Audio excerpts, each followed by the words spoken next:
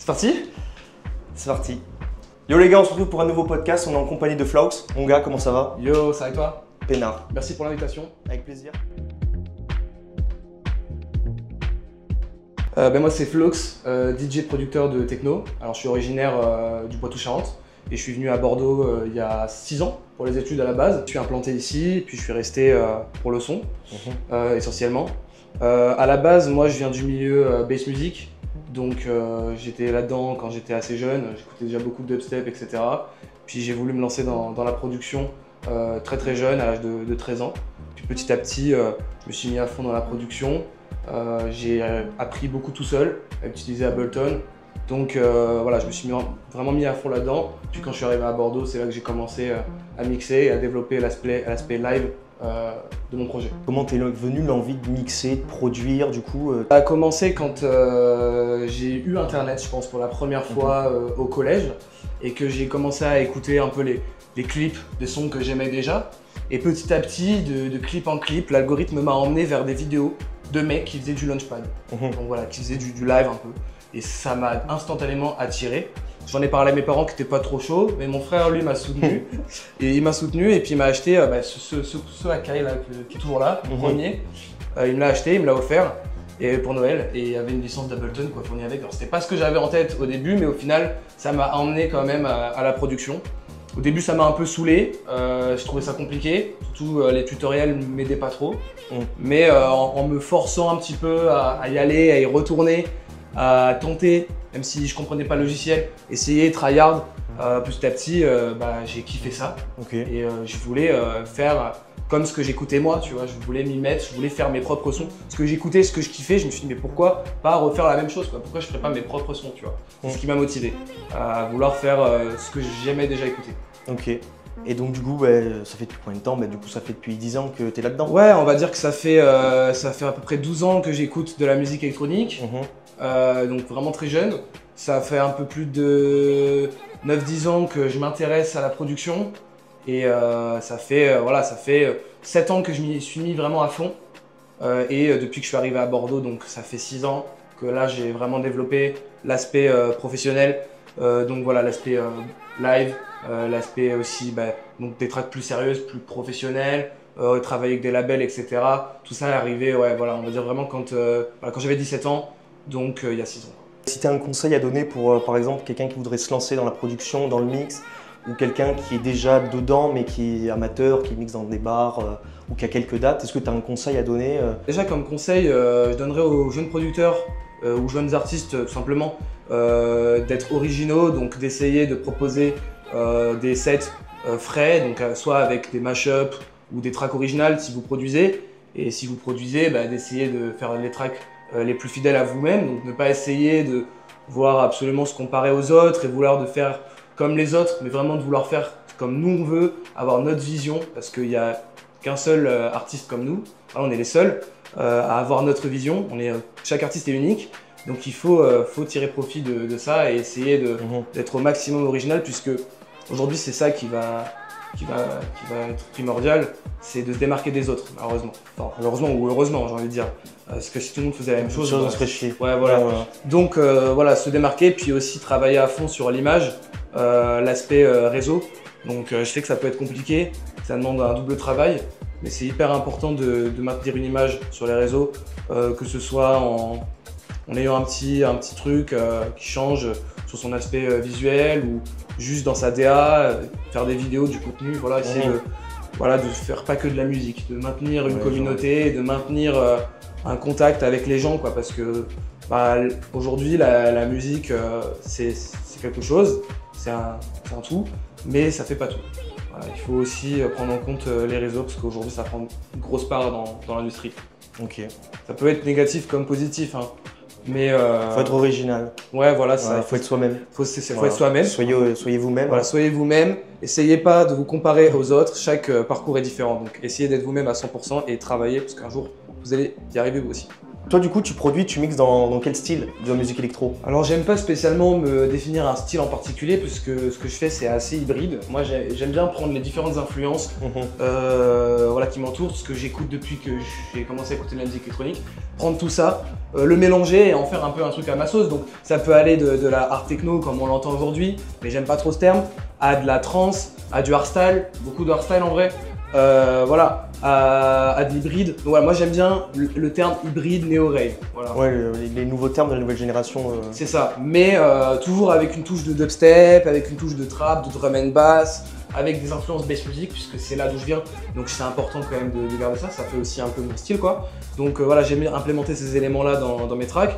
Pareil pour la trance, j'ai eu un gros passage dans ma carrière psy-trance où j'étais à fond sur cette scène-là, avant le Covid.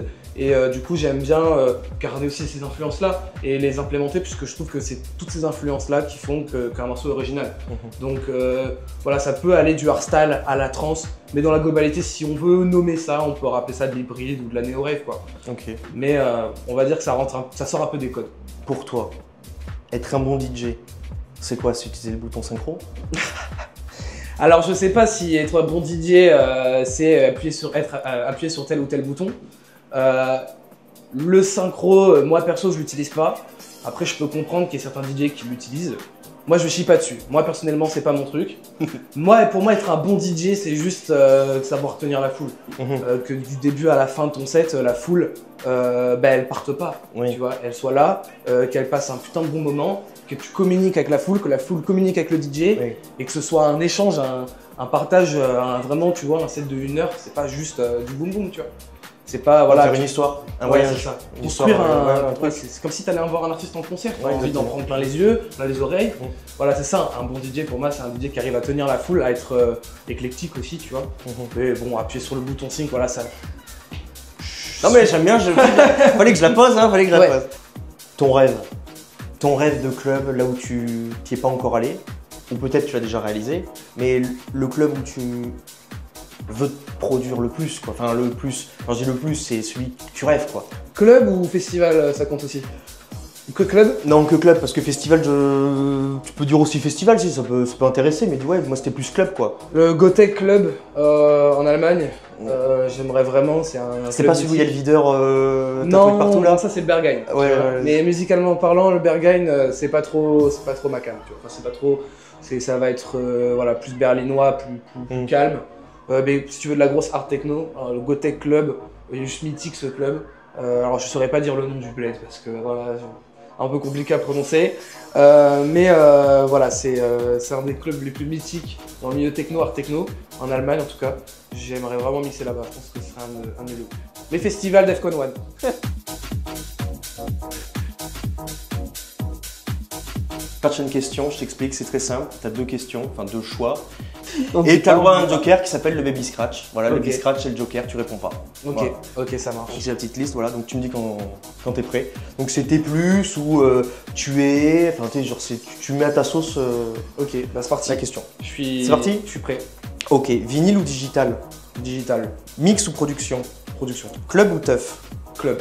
Laurent Garnier ou Carl Cox? Je vais te faire taper dessus, mais bon, allez, Laurent Garnier. Bordeaux ou le reste du monde? Le public bordelais restera jamais dans mon cœur, hein, donc je vais pas me faire chier, je vais dire Bordeaux. Ok. T'es plus bon système son ou un bon système lumière? Le son, ça reste important. Ah, c'est... Ah là là, je sais pas, tu m'en poses une colle. Mais allez, baby scratch. T'es sûr de l'utiliser maintenant? Pourquoi les questions d'après, elles sont hard? Bon, ça... bon, bon, allez, je vais dire le son, Ok. Là, dans ton état actuel, enfin, dans ta... Maintenant, je te parle de maintenant. T'es plus plage avec de la house ou t'es plus hangar avec de la grosse techno? Là, maintenant. Genre là, si tu veux aller maintenant... Tout de suite, maintenant, là? Ouais. J'avoue qu'une petite plage, house, oh, ça me ferait du bien, là. TikTok ou Instagram? Instagram. Chocolatine ou pain au chocolat? Un pain au chocolat, arrêtez. Musique ou bruit? Ah non, ce qu'on fait, c'est du bruit, je suis désolé. Tout le monde le dit. PSG ou Girondins de Bordeaux? PSG. Une création de toi de A à Z en production ou un remix, tu es un partenaire particulier, voilà. Oh, faut faire des remixes de temps en temps, ça c'est sûr, mais bon, les productions originales, ça reste toujours au-dessus. Donc, original? Ouais, original, création. Commencer en t-shirt ou finir torse nu? Finir torse nu tout le temps. Berlin ou Ibiza? Bah, Berlin. T'es plus Beatport ou SoundCloud? SoundCloud, iPadit, Free Download, classique shit. Année 2010 ou année 2020? Non, année 2010. T'es plus FIFA ou Call of? Non, moi je suis plus Call of. Tu prépares tes sets ou t'y vas en mode comme ça? Les deux, je prépare mon set et quand j'arrive sur place, généralement je fais pas du tout mon set, j'improvise. Ok. C'est une sécurité, Ouais, mais généralement quand j'arrive sur place, bah, le mood des fois est pas forcément le même de ce que j'avais prévu. Ouais, Donc je pioche un peu au hasard et j'essaie de construire un set nouveau, quoi. Ok. Donc ça dépend des fois, mais généralement je fais comme ça. T'es un partenaire normal ou t'es un partenaire particulier? Je suis un partenaire très particulier. Ok, pour finir, t'es plus Wave ou Labs? Je suis plus Labs.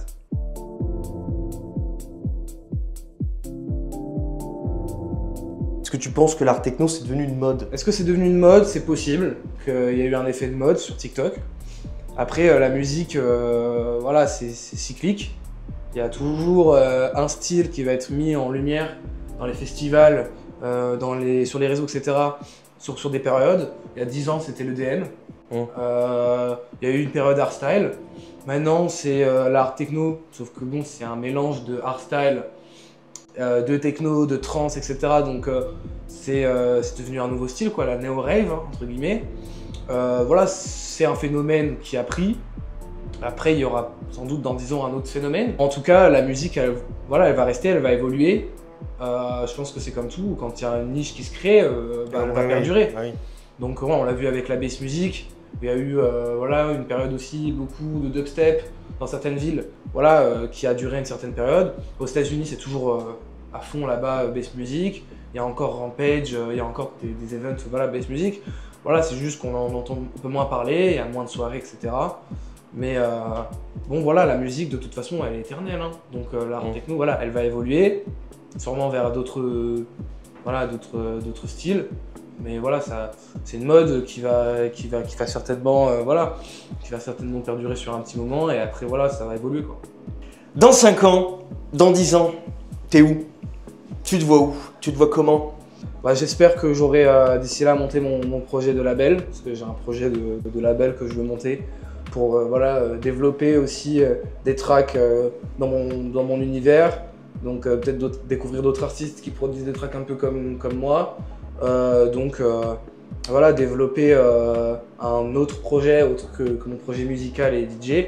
Puis écoute, j'espère que d'ici là, j'aurai remixé à quelques festivals et que j'aurai sorti quelques collabs cool. Bah, quand tu commences à mixer à droite à gauche, bah, tu découvres des nouveaux endroits. Nouveaux gens. C'est ça, de nouveaux pays, de nouvelles villes, et c'est ça qui me fait le plus kiffer aussi, tu vois, à cause de la production. Donc j'espère avoir vécu pas mal d'expériences et avoir vécu pas mal de villes d'ici là. Ok, et l'Everest? Et l'Everest, t'inquiète, c'est demain là. T'as pas vu là, je suis rentré. En vrai, une petite rave sur l'Everest, ça serait pas mal. Hein. Ton train de vie professionnel, tu peux nous l'expliquer? Que j'aime bien voilà, manager mon temps un peu comme je le souhaite. C'est l'avantage aussi d'être en micro-entreprise, quoi, entre guillemets. Donc moi, généralement, du lundi au jeudi, vendredi, je suis dans mon ordi. Généralement, le matin, je m'occupe de mes réseaux.